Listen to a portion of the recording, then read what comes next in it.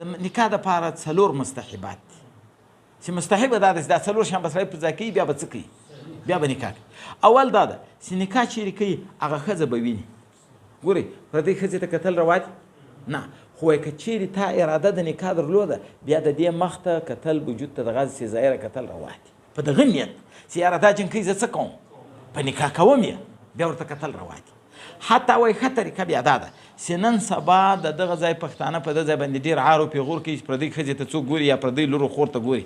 طریقه دا ده چې داسې به وکړي له دغه طرفه به یوه ښځه ورولېږي، ښځه به ورولېږي خپله خور مثلا مور ترور به ورسي هغه جنکۍ به ښه وګوري، رنګ و کواره و دا شان به وګوري، عمل و کردار به وګوري. له هغه طرفه به سړي راسي څوک به وګوري؟ سړی به وګوري. دلته دا مستحبه طریقه ده، بیا نو په نکاح کې مشکلات نه جوړېږي. اول مستحب دا ده چې رؤیت به وي. دوم دا نن سبا چې ډېر مشکلات له دغه جوړ دي، خو نکاح وکړي ګوري یې نه، بیا چې کله سبا راشي بیا وایي بدرنګې ده یا بد اخلاقه ده یا ناشیزه ده یا لسانه ده، اتې مشکل سره جوړ شي، اتې درز غوبل وي. یوه دوم مستحب دا ده چې ښځه به په عمر کې کمه یي، په رتبه کې به کمه یي، په مال کې به تر تا کمه یي. په چا کې به تر کمه یي؟ اول په عمر کې، ته په عمر کې پر مصر یي.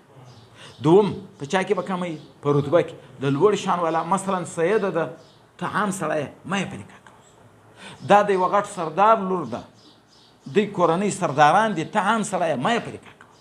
دریم مال کې به هم تر تا کمه یي، ډېره مالداره به هم نه وي. که دا درې وایي پکې وي بیا له خاوند څخه غلام جوړوي.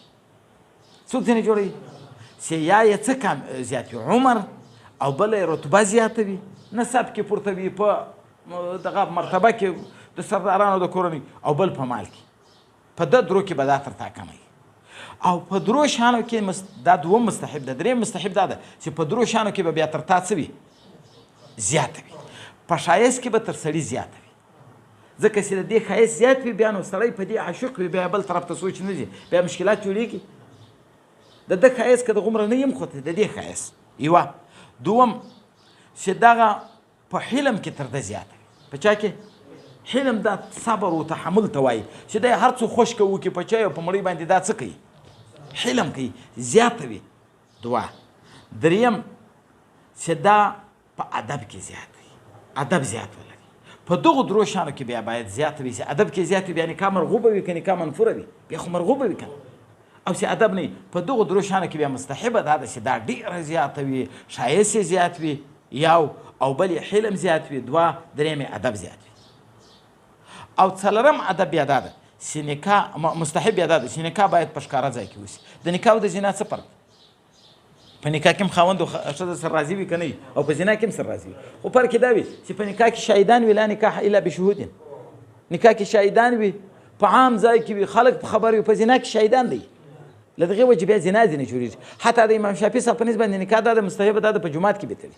زموږ په نسبت باندې دا ضرور نه ده چې په جومات کې تلي، خو مستحبه دا ده چې ښکاره به وي، شاهدان به وي، ایجاب و قبول به وي، خلک به ناست وي، بیا به نکاح کېږي. دا مستحبه ده. د دغو مستحباتو سره بیا نکاح مرغوبه وي، بیا مشکل نه وي.